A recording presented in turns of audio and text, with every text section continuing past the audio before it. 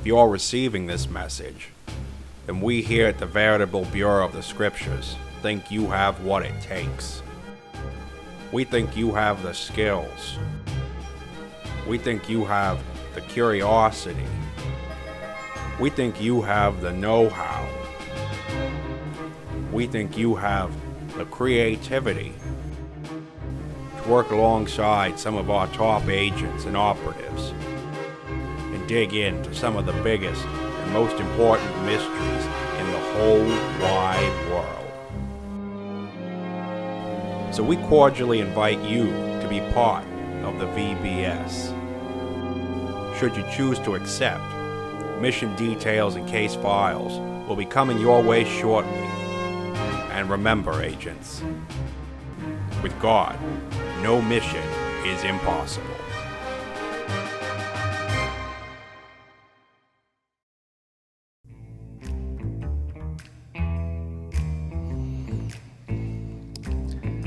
And welcome back, agents, to the Veritable Bureau of the Scriptures. I, of course, am your Bureau Director, Mr. E, and here at the VBS, we've been digging into some real important mysteries over the course of our week together.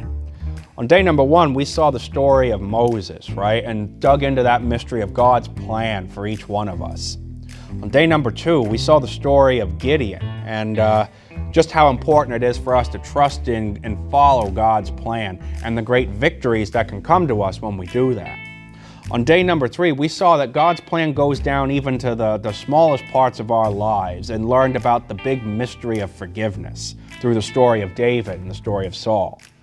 Well, today, we've been seeing God's plan in action, right, all throughout this week. Now we're going to see where God's going with his plan, because God wasn't just helping out, oh, God's going to help Moses or this person or that person. God's not helping us just as individuals. God wants to help all of us, okay? And we're going to see that through the story today of, well, I think it's a story you might know, but it's an important story for us to dig into because there's a lot of great mysteries involved in it. So I don't want to spoil it. I just want to jump right into the case file so that we can start unpacking all those mysteries together at the VBS today. So I'm going to grab my projector prompter here and go ahead and start it up.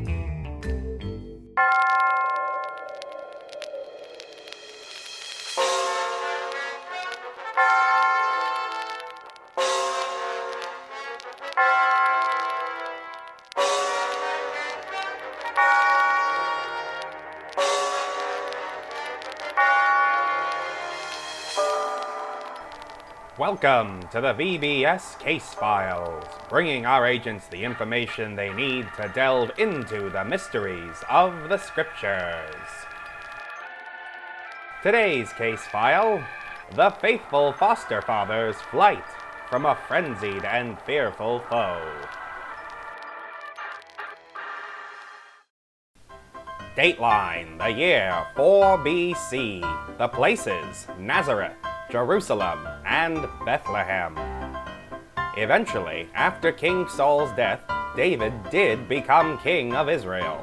He ruled his people wisely and with a love for God. But even the good King David wasn't perfect. But God made a promise to David that from his family would come a true king of Israel who would guide and shepherd God's people forever. Well, there were a lot of ups and downs for the people of God after this promise was made. But about 1,000 years after the time of King David, an angel came to a woman named Mary in the town of Nazareth. Mary was engaged to Joseph, but before they were married, she was found to be pregnant through the Holy Spirit. With this news, Joseph was considering ending the engagement to Mary, but did not want to shame her in the process.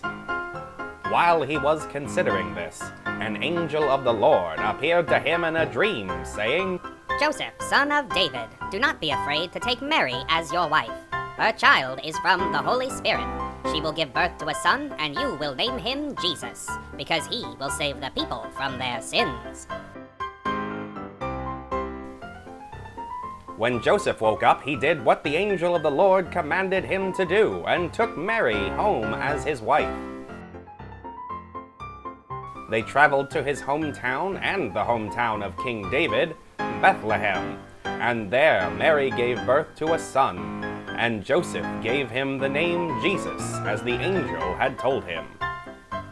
After Jesus was born in Bethlehem, wise men from the east came to Jerusalem, looking for a newborn king, saying they came to worship him after seeing a new star that heralded his birth.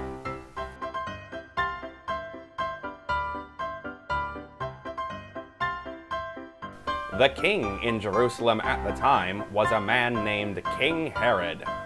Herod was a jealous man, and when he heard this news, it upset him.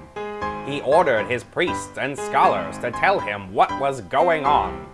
And they said that this might be the promised Messiah, the promised king from David's family, who was to be born in Bethlehem.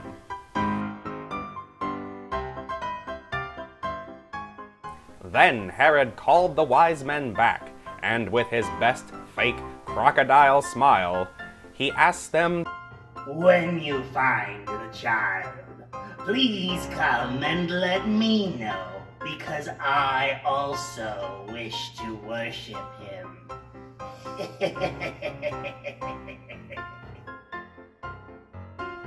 The wise men went to Bethlehem as they had been told, and following the star in the sky, found the place where Mary, Joseph, and the baby Jesus were staying. Filled with joy, they bowed down and worshipped him, and gave him gifts of gold, frankincense, and myrrh. Later that night, they were warned in a dream not to go back to Herod, and returned to their country by another road.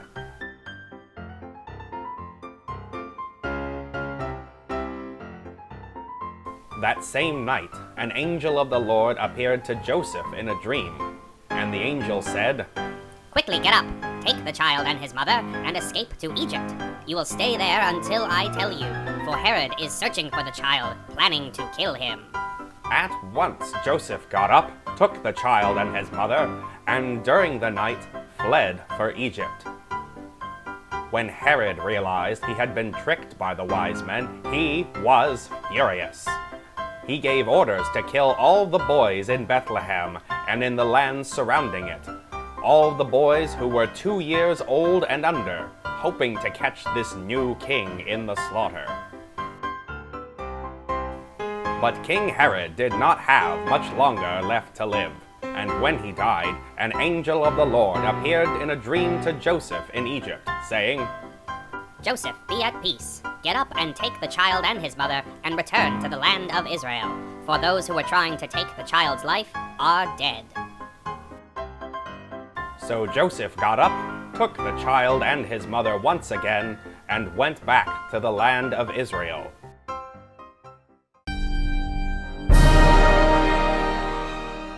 This has been the VBS case file for today.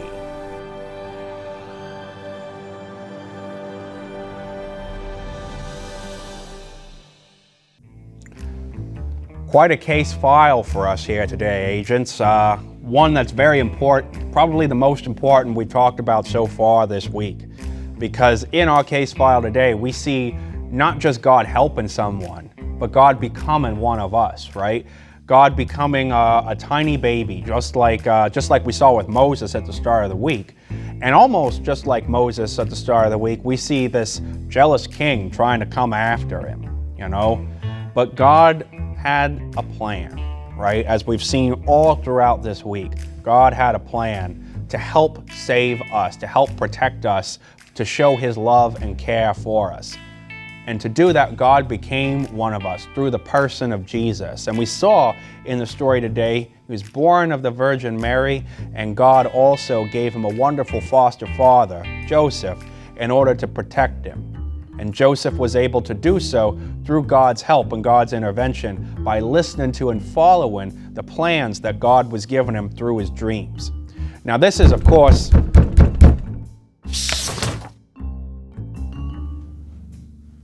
well, looky here. We've got our code cracking to do for today. So I'm going to encourage you to have this handy at home, and I'm going to go ahead and open up this file and see exactly what we're up against here with our code breaking activities today. Well, it looks like, agents, we don't exactly have words again, but this isn't Morse code like it was yesterday. I think this is one of the other ciphers that Dr. Sai had shown us earlier this week. I'm going to go ahead and take a look at this, but I'm not seeing, again, any sort of easy answers to solving it. So this is definitely a different cipher than what we've been seeing earlier in the week with some of our code breaking activities. So I think we're going to need to pull out one of our code translators that Dr. Sai had shown us earlier on. So I think this one looks a bit like the Pigpen cipher. So I'm going to pull that code translator out and start taking a look at it and see if there's any sort of connections that I can make. Now, in the meantime, I'm going to send you on down to see Dr. Sai, but if you want to take your hand at code breaking, go ahead and do that and pause the video so you don't miss out on anything. But for now, head on down to Dr. Sai in the laboratory and leave old Mr. E to take a look at this code. Every day, all across the globe, thousands of scientists push and expand the boundaries of our knowledge, the limits of our technology, and help us see our world in a new way. But here at the VBS, we like to take a simpler approach. Well, howdy there, partners. Welcome to the laboratory. Why don't you come on down and sit a while, and I'll fire up the old sign and we can get started. Ain't she a beaut? Now let's go. Well, howdy there, partners, and welcome back to our laboratory for today. I'm right excited to have you with us because today we're learning all about invisible ink. That's right, we're going to send some messages using invisible ink. Now, this is kind of similar to the codes we learned about earlier in the week, right? Using a way of hiding our message using maybe different letters or weird symbols or something like that so that you can send a message to somebody else and not have anyone in the middle know what you're saying. Well, our invisible ink kind of does the same thing, although instead of scrambling the message up, we just make it impossible to read. So that's going to be real fun. I'm going to teach you how to do it and how to kind of undo it so you can read it on the other end. All right? Now, in our story today, in our case file for today, we heard about Joseph receiving dreams from God, right? God would send an angel to St. Joseph's dreams to kind of give him a message. That's kind of like our invisible ink, right? God is sending a message to somebody else that no one else is able to see or read, you know? And God was sending those messages in order to help St. Joseph know what to do to help keep himself, Jesus, and Mary safe. Especially when King Herod kind of got a bee in his bonnet about this new king that he heard about. So think of the dreams that St. Joseph was getting as kind of almost like invisible ink from God, right? And we saw even the wise men getting the same thing, right? They each had a dream where they were told not to go back to their country by the same way they came in, right? Because, well, that Herod guy, kind of a bad egg, if you ask me. So they were told to kind of go back by a different route. Again, God's sort of sending some invisible ink messages to the people in the story so they knew the right thing to do. So we're going to learn how to do that with just paper and, well, you'll see in a minute, lemon juice. So what you're going to need is the following. First of all, you're going to need some paper, all right? Sounds pretty simple. You want to get those some white paper, all right? You don't want colored paper or dark paper, just regular white printer paper will do. You're also going to need lemon juice, as I mentioned. Now, you can either use an actual lemon and just squeeze it, or you can get this ready-made lemon juice that comes in these cute little plastic lemons at the store, all right? Either one of those will do, we just need some juice. You're gonna wanna take that juice and put it into a cup or a bowl or a container or something, all right? You're also gonna want something to write with. I've got these paint brushes that I'm gonna use, but you can use, well, paint brushes, or you could use something, for instance, like a Q-tip. Basically, you just need something that's able to suck up enough lemon juice that you can write with it like a pen, all right? Now, for this next part, you are gonna need an adult. You are not going to do this experiment unless you have an adult sitting next to you.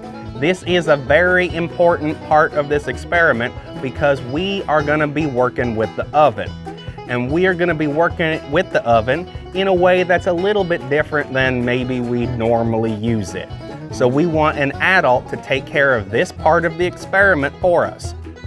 Do not do this experiment without the help of an adult. Promise me. All right, so now that you've got your adult sitting next to you, this next bit of instruction is kind of for them. Adult, you're gonna wanna go to the oven and heat it up to 350 degrees. You're also gonna wanna have a cookie sheet or baking sheet handy. And also probably, as I see here, some pot holders or towels or something so you don't burn yourself, all right? Now I'm gonna explain to you what we're gonna do, but I'm gonna jump back to the kiddos for a second so that we can write our secret message together. So kiddos, you get the stuff on this half of the table. Adults, you get the stuff on this half, and also an oven preset to 350, which I couldn't exactly fit on my lab table here. Go.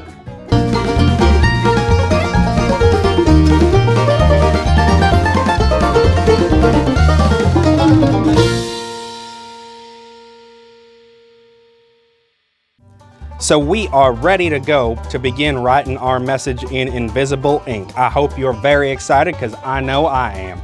So obviously we've got our lemon juice already squeezed into our cup over here because this is going to be our ink pen, or ink well rather, and the brushes are going to be our pen. Now you can use, as I said before, a Q-tip or something like that, but really just want something that'll hold enough lemon juice so that you can actually write something. Now I'm going to go ahead and use this wide paintbrush just so it's nice and easy. And all we do with the brush or with your Q-tip or whatever you're using is just go ahead and start writing your message. So if I do that, you can't really see it. Now you might start to see it a little bit when the lemon juice starts to sink in. But to start, you really can't see anything. You know, you might just see a tiny bit, but once it dries, you're not gonna see anything. So I'm gonna just keep writing here. The hard part for me is seeing where I've already written to make sure I don't go over it again. But I think I'm keeping pretty good here. Now again, you might be seeing the wet setting into the paper, but the ink itself is invisible, and once it dries, you won't be seeing anything on the paper. And there we are, all right? Now I've gone ahead and written my secret message, and I'm gonna hide it here because I don't want you guys to see it yet, because it's supposed to be invisible ink, partners. All right, now that we've got our message written down on our paper with our invisible ink, I'm gonna turn once again to the adults helping you out with this experiment. Again, do not do this by yourself. Make sure you've got an adult supervising you. So, what we're gonna do is we're gonna take our invisible ink message and set it onto the cookie sheet or baking sheet. What we're gonna do is bake our paper. Now what this is gonna do is gonna what's called oxidize the invisible ink, the lemon juice, that we've used to write our secret message. When that happens, the lemon juice is gonna oxidize a little bit differently and at a little bit different speed than just the paper will. And what you're gonna see is the message start to appear on the paper. Now, adult, when you're baking your paper, obviously, we wanna make sure we're not causing any problems, fire or smoke alarm or anything like that. So you'll want to keep an eye on it, and as the message starts to appear, keep a little bit of a closer eye on it. I'm going to suggest around 5 minutes in the oven, but again, Don't just leave it in there and forget about it. Keep an eye on it throughout the process, all right? So I, being an adult myself, am going to bake my secret message. So I'll see you back here in a couple of minutes.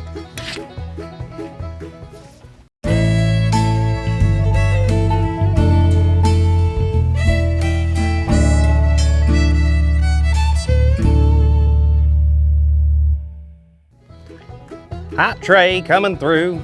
All right, so I've pulled this out of the oven. Once again, we've baked her for about five minutes or so. And we've got our message that has appeared on here. Now, your message might be a little bit lighter or darker depending on how much lemon juice you used and how long you baked it, all right? Again, you want to let the adult handle the oven part of this experiment, all right? But let's have a look at our secret message. There we are. Ooh, she's hot. There we are. All right. So, a little message from us here at the laboratory to you as we round out our day together. We just want to say God bless VBS. Thank you very much for joining us. And I am Dr. Scientist, signing off. I can't get over the feeling this looks like some sort of alien writing here, and welcome back. I've been going ahead and solving after some of these words here on the code using our Pigpen Cipher translator that Dr. Sci sent us earlier this week. But yeah, I think it's going to be an interesting verse as I've been putting this together. And I think we're going to be able to use some of the same stuff we did yesterday with the Morse code. So if you want to solve it on your own, please feel free. But I'm going to encourage you to go ahead and skip ahead to this time so that we don't spoil anything for you with our hints and tips. But if you're sticking around here, I'm going to go ahead and bring you over my shoulder so we can work on this together. So as I was saying a moment ago, I think some of the easier ways to solve this is for us to look at, some of the patterns that we saw in some of the earlier codes this week. So let's look for some of the more common letters that perhaps we might be seeing in some of these words. So maybe let's look for any sort of T's and E's and S's like we did earlier this week. So if we look for T on our Pigpen Cipher decoder, it looks like this particular letter. So let's go ahead and fill in those as we see them going through this cipher here. Not as many as last time, but we still got a fair few letters in there. Now let's go for the E's once again. Now the E is this box shape looking like this. So let's go ahead and find all the boxes that look like that and solve it in for the letter E. And last but not least, let's go for the letter S, because that tends to pop up a fair bit as well, and it's this V-looking shape that we've got in our cipher diagram.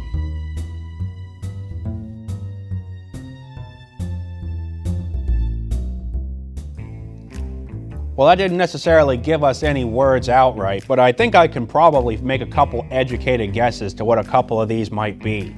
Now, if you want to keep working on the code, feel free to pause the video and keep beavering away on it. But I think it's a good time, instead of us sitting at a desk for this long, that you get some field exercise time as, your field agents, you know? So I'm going to send you on downstairs while I work on this, and you enjoy your time with Mr. Gymnasium.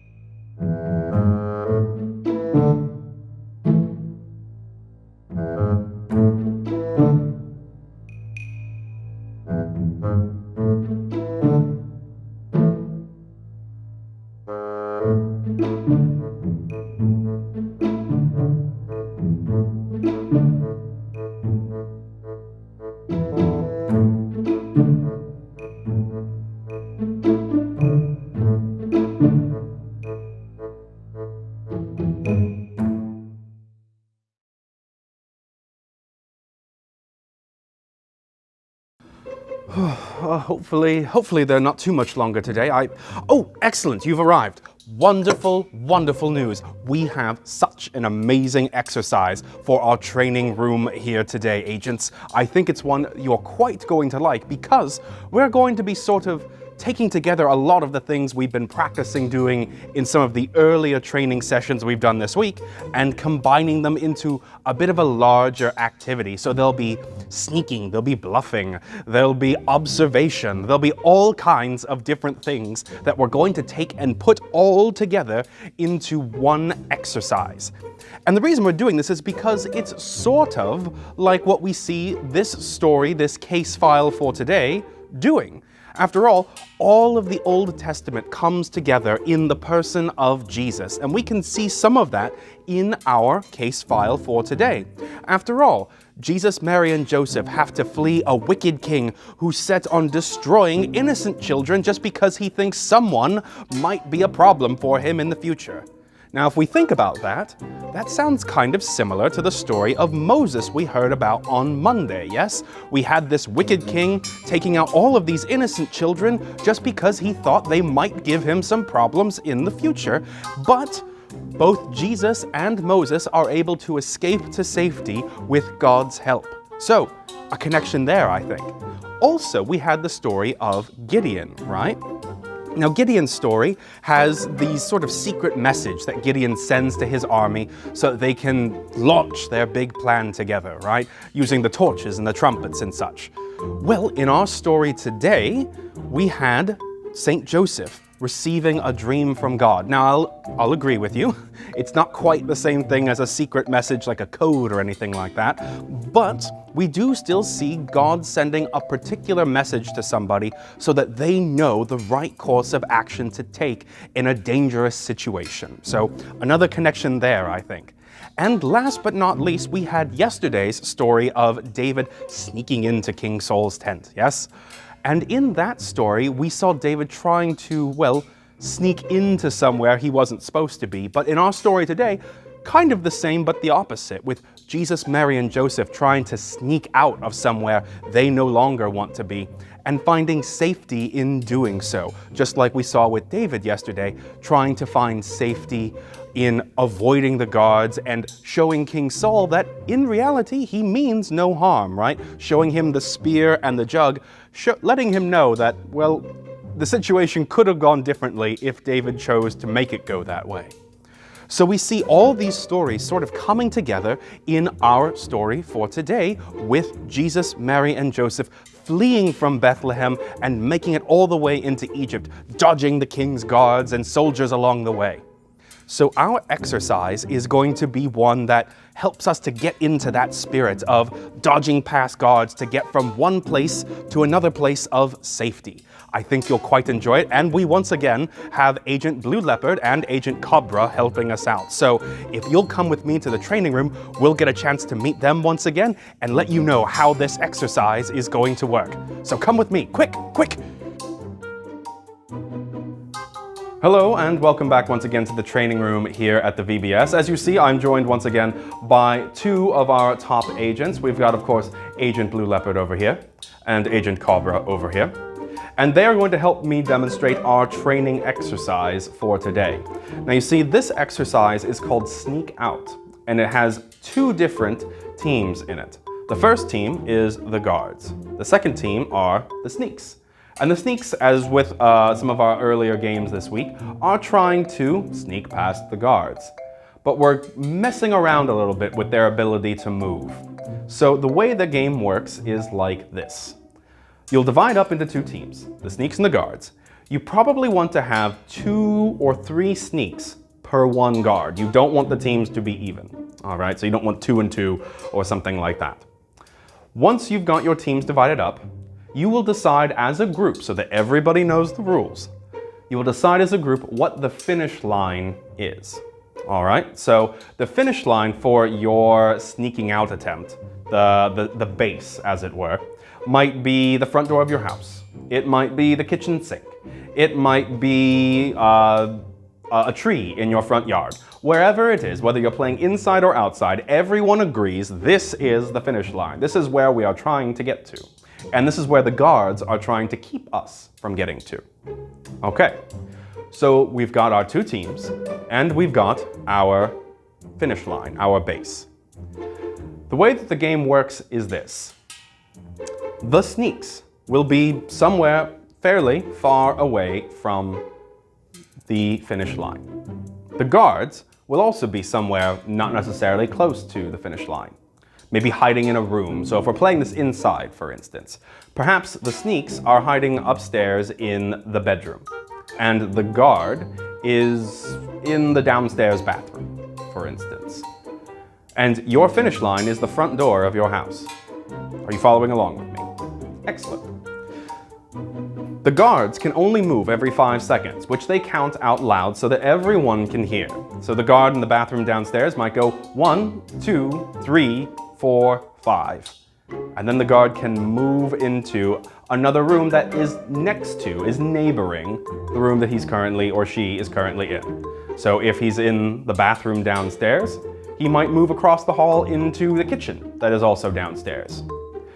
The sneaks do not necessarily need to worry about moving on a time limit. Their job is to try to avoid the guard. However, they can only move from one room to another that are also neighboring rooms. So if they're upstairs in an upstairs bedroom, maybe they move into the linen closet that's right across the hall from that. And then maybe from there they move into the bathroom that's right next door to that. And then maybe they move down the stairs and into the dining room, and so on. I don't know what the layout of your particular house looks like, or maybe if you're playing this outside, what the sort of rooms you want to designate as a group are. But I recommend that you all agree on the rules before you start this exercise so that there are no bad feelings accidentally as a result of someone doing something that they thought was okay, but everyone else is not okay with. So, hopefully these rules make sense, but just in case they don't, my agents and I are going to demonstrate this game for you in just a minute. So let's get started. Welcome to our particular training course for this exercise. Obviously my agents are down the hall like this. Their goal is to get to where you are right here, to get to the screen, to get to this end of the hallway after starting down there. And as you might be able to see down the hallway, there are a number of doors they could choose to duck into to avoid me, the guard. Now, a couple of tips for you as you play this game as well. You do not always have to move towards the finish line. You could choose to move into a room backwards from it, but the only problem is you have to make sure that it's an adjacent room. Obviously, you can't run like 3 rooms down, right? That sort of defeats the purpose of this exercise, all right? The other thing is, if you have multiple sneaks, as we do here, you don't necessarily have to all stay together. So you could potentially have one person move into one room and one person move into another. Because if the guard catches all of you in one room, that's all of you out. But it is up to you to determine how best to play this game. So, agents back there, I hope you're ready. I'm going to duck into one of these rooms and begin counting. You are ready to move whenever.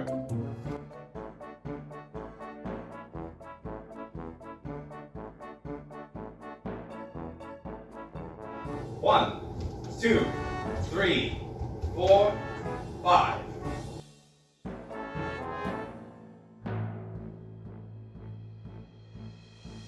One, 2, 3, 4, 5.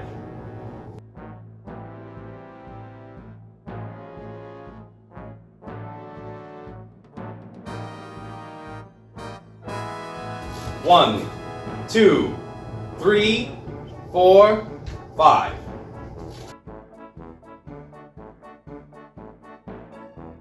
One, 2, 3, 4, 5.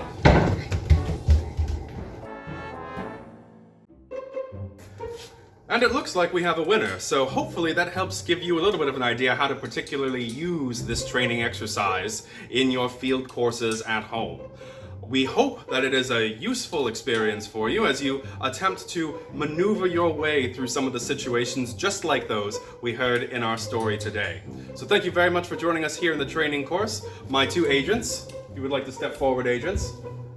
It's been a pleasure working with you, with them, and we look forward to seeing you back in our course tomorrow. Never would have thought I'd put that letter in, but that looks to be the right one. Welcome back, everyone. Good to have you with us, and I finally cracked through today's code. So if you're looking to solve it once again on your own, I'm going to encourage you to skip ahead to this particular time up above my shoulder so that we're not giving you any spoilers or giving you any hints that you don't necessarily want. But if you're ready to make the solve, come along with me and we're going to go ahead and put our final answers in on the code sheet here. And once again, we see T blank E, and I'm pretty sure that's going to be an H, and if I check my Cipher decoder, it certainly does look like that's the case. So we're going to go ahead and fill that in. We get two thes.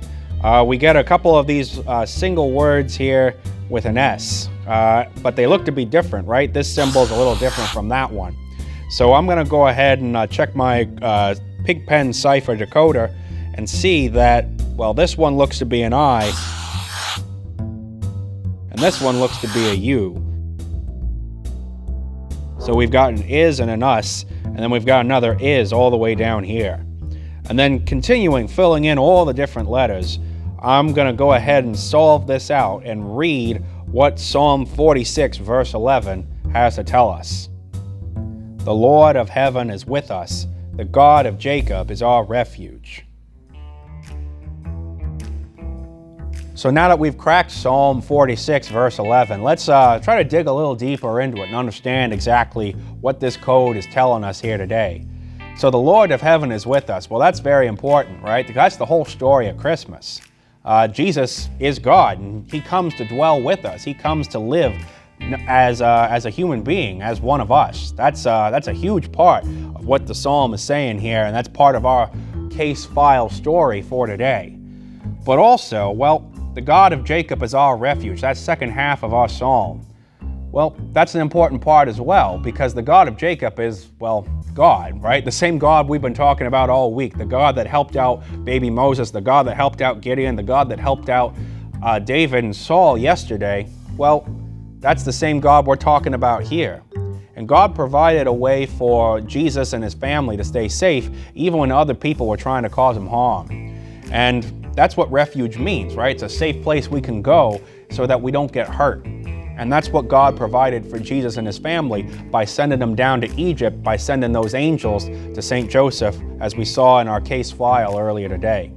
So what a wonderful verse for us to have decoded here as we've gone through the mystery of the birth of Jesus and his flight into Egypt over our story today. And well, I know Artie's been downstairs trying to put something together for us today, and I think he's got something quite special, a way for us to keep the important part of Christmas in mind, not just at Christmas time in December, but all throughout the months that lead up to it. So I'm going to send you on down to the workshop for our final part of our VBS experience here today at the Bureau.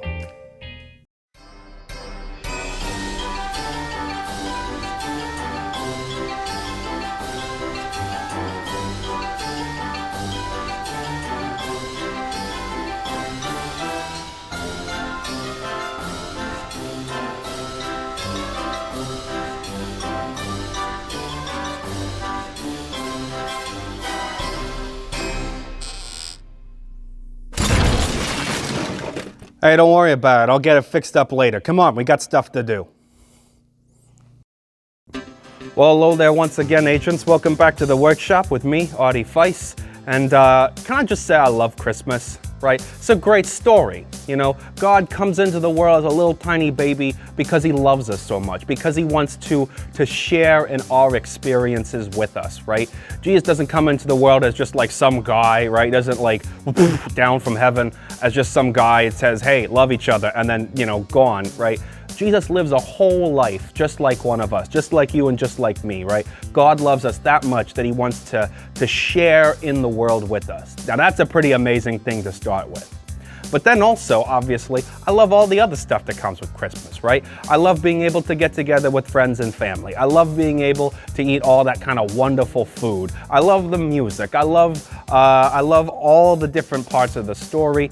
And obviously, I don't think I'm alone in this. I love the presents, right? Who doesn't love presents, right? Getting something that you didn't expect to get, and it's just like, oh my gosh, like this is a wonderful thing, right? I've been looking forward to getting this, and now I got it, right? Or maybe you give away something that someone really likes. You know your mom really well, or a friend, or a sibling, or something like that. You know exactly what to get them. So you go to the store, you buy it, and then on Christmas morning you see them open it up, and they're just like, their eyes light up, right? It's just a wonderful feeling, giving and receiving presents. Well, in our story today, Jesus gets a couple presents, right? The kings, the wise men come to see him and bring him gifts of gold, frankincense, and myrrh. Now that's some valuable stuff, let me tell you, right? That's some money that they've dropped on Jesus right there. But it's not the money that's the important part, right? They're giving him something that is from the heart for each one of them, all right? That's the kind of presents that Jesus wants. And so that's what we're going to be putting together here today. A little way to give a present to Jesus at Christmas time. And guys, I don't need to tell you, like Christmas is like 5 months away. So if you're wasting time, I don't know what to tell you, okay? We got like 5 months, so we got to get on this thing because we want to make a good Christmas present for Jesus at Christmas time, all right? So what we're going to be making is this, all right? I'm calling it a little Nativity gift pyramid, all right? Now I know presents are normally in the shape of like a box, right? But I made this one in the shape of a pyramid because part of our story today is not only that Jesus got presents, but also that he had to run away to Egypt, right? Jesus isn't even worried about having a crisis, you know. All of a sudden, he's born, he's what, like a couple of days, maybe a couple of weeks old at most, and all of a sudden there's this king trying to kill him, right? So he and his family, Mary and Joseph, they all flee down to Egypt, right, where they got the pyramids, all right? So that's why I've made a little nativity pyramid for us here today. And I've got a little slot in it right there, okay? I don't know if the camera's picking up, but it will when we're over here on the workbench. And so what we're gonna do is put this pyramid together, and then at the end of our time together here in the workshop today, I'm gonna explain to you how we can use this pyramid to create a wonderful gift for Jesus this Christmas time. But what you're gonna need in order to make this pyramid are the following things. We're actually pretty light on supplies here today. So the first thing you're gonna need is the template, right, that's included. Again, I recommend, as I've done for a couple other things this week, I recommend you print it on a harder piece of paper, cardstock or something like that. But again, regular printer paper will work if that's what you got access to. Okay, so you're gonna need to print that out, one per agent. So if you're working with some other agents here during the week, you're gonna need to print out one per person, all right? You're also gonna need some scissors, because we're gonna be cutting some stuff out, obviously. You're gonna want something to decorate with. I got some markers here, I've used them. You can use some crayons, you can use some colored pencils, you wanna paint, you go for it, right? You're gonna need something to decorate with though. And that can also include, you know, if you wanna get some stickers or some of those like press-on gems or something like that. Whatever you wanna decorate with, all right? But you're gonna need some decoration supplies. The next thing you're gonna need, and the last thing you're gonna need, a little bit of glue, all right? So you get those couple of things together here, and then we're gonna put this thing together. All right, hopefully that was pretty easy for you to do. Not a whole lot on our workbench here today. It's gonna be fairly simple to put together, but this is probably gonna be one of the longer tools we're gonna be making because we're gonna be working on this over the next 5 months, all right? As you're gonna see in just a minute. So obviously we got our finished product here, right? We got this little gift pyramid, right? My gifts for Jesus, and we've got a little present, obviously. We've got the line that we heard in the story today, right? The line the kings were doing. They're looking for Jesus. They want to come to visit him and bring him some wonderful gifts, right? So we want to do the same thing. We want to follow the wise men's example, be wise men ourselves, and bring Jesus some gifts for Christmas. So what we're gonna do to make our little gift pyramid is obviously we've got our template that you've printed out. Again, it's very easy and much better if you can have cardstock for something like this as opposed to just regular paper. But if all regular paper is all you got access to, it's not gonna hurt nothing. This just, I think, makes your life a little bit easier, all right? So you're gonna wanna cut it out. We've got the dotted line here with our little instruction set, so we can set that aside, but you wanna cut it out so it almost ends up looking a little bit like a a star itself, right? Almost like the star on this side, okay?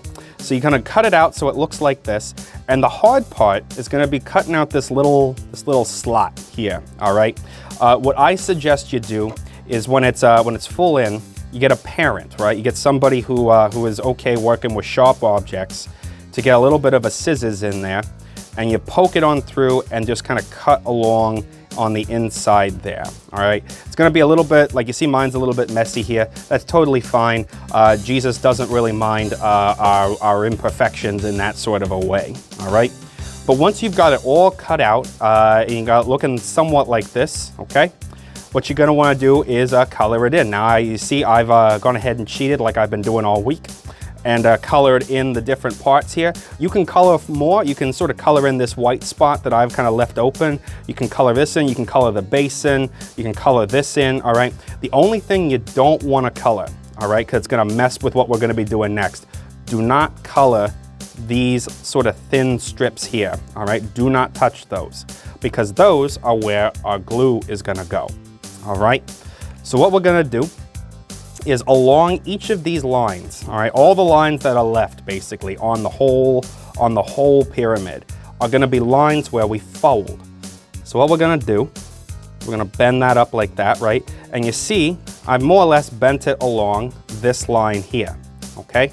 And I'm gonna take this little line where the little strip is and give it a little bend. Sort of messed it up a little. You see I tore it a little bit there. Try not to do that, but if you do, again, it's not going to be the end of the world. And I think it might actually be easier now that I'm looking at it to do these folds first. There we go. And do this next fold over here. Just a little bend like that. There we are.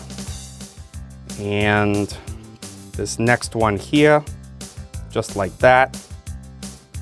And then we're gonna fold all of these up, all right?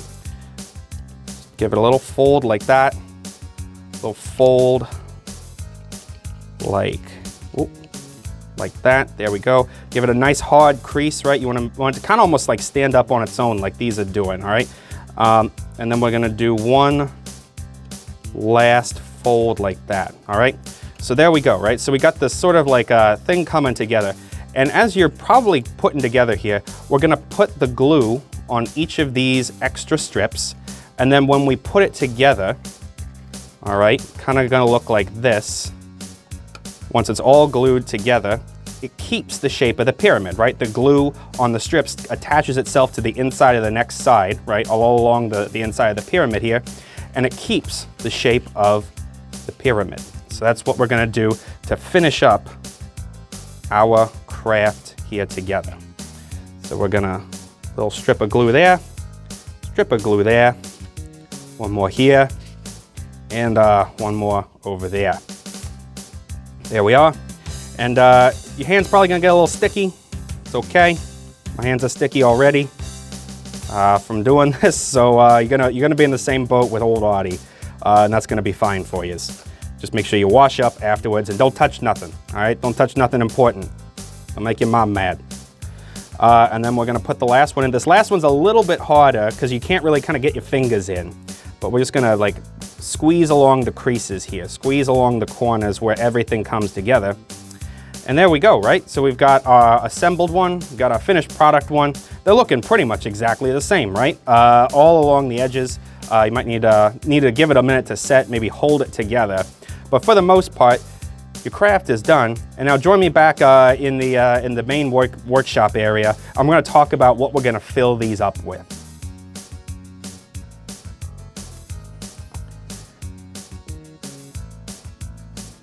Well, all right, I think it looks pretty good, all right?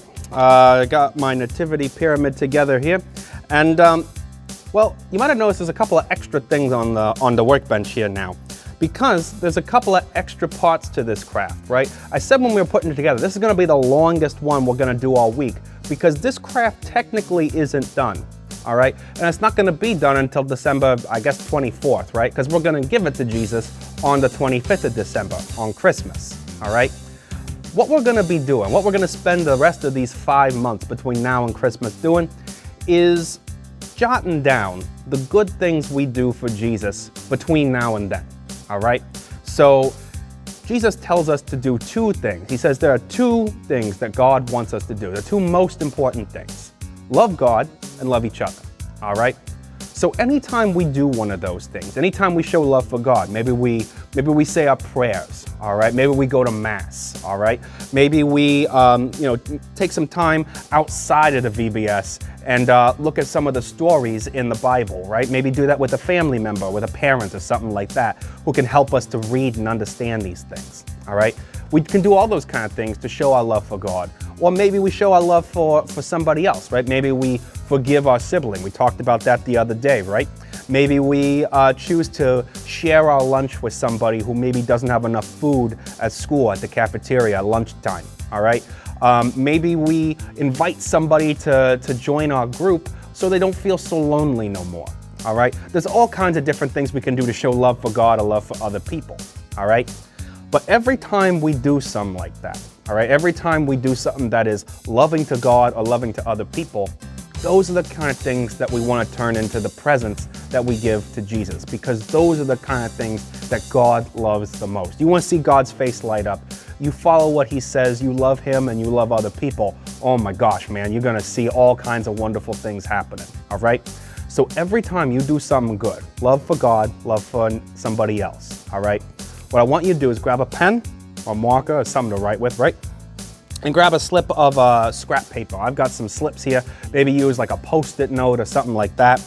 But you want to write it down on this sheet of paper, all right? So I'm gonna write down, for instance, that I said some prayers today, all right? I was praying for all of you guys, praying for all of our agents, and praying for a couple of people in my life who I think are going through a little bit of a hard time right now, right? Asking God to be present to them, asking God to help them out, and asking God to show me how I can help them out, right? Because I love them and I want to take care of them, all right? So I'm gonna write down that I said some prayers today. Prayed today. And you don't need to write like the whole story on the note, right? God knows what you did, okay? You don't need to remind him. But we're gonna take that little slip of paper, fold it up here to a little tiny piece, all right? And that is what our slot is for, agents. We're gonna take that little piece of paper that we wrote that wonderful thing on and pop it into our Nativity Pyramid. And now we shake it around. We know there's a good deed in there ready for Jesus at Christmas time, all right? And we're gonna keep doing that for 5 months. Now, I hope, agents, that you're gonna need like a whole Egypt's worth of pyramids, all right? In order to contain all the good things that you've been doing.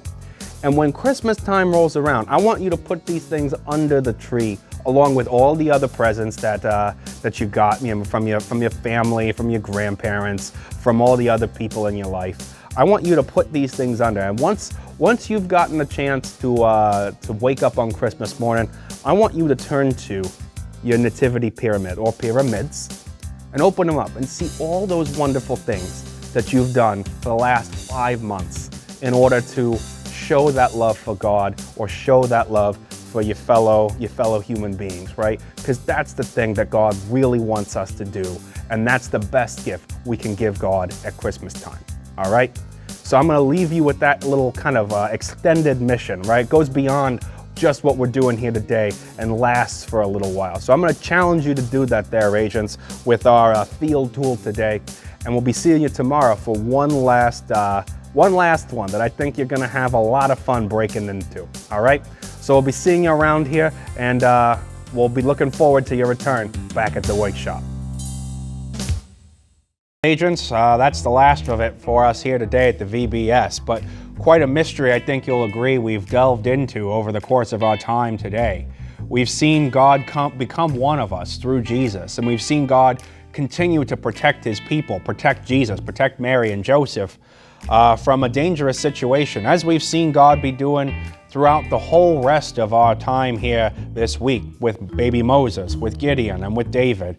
God's love and protection has come to them just like it's come to us through Jesus. Quite a big mystery for us to have seen here today, and I'm glad we got to dig into it together. Now, we've got one more day left in our VBS time together, and I'm looking forward to tomorrow and seeing you here with us. So from all of us here at the Bureau, we want to say God bless to you, and we also want to remind you that with God, no mission is impossible.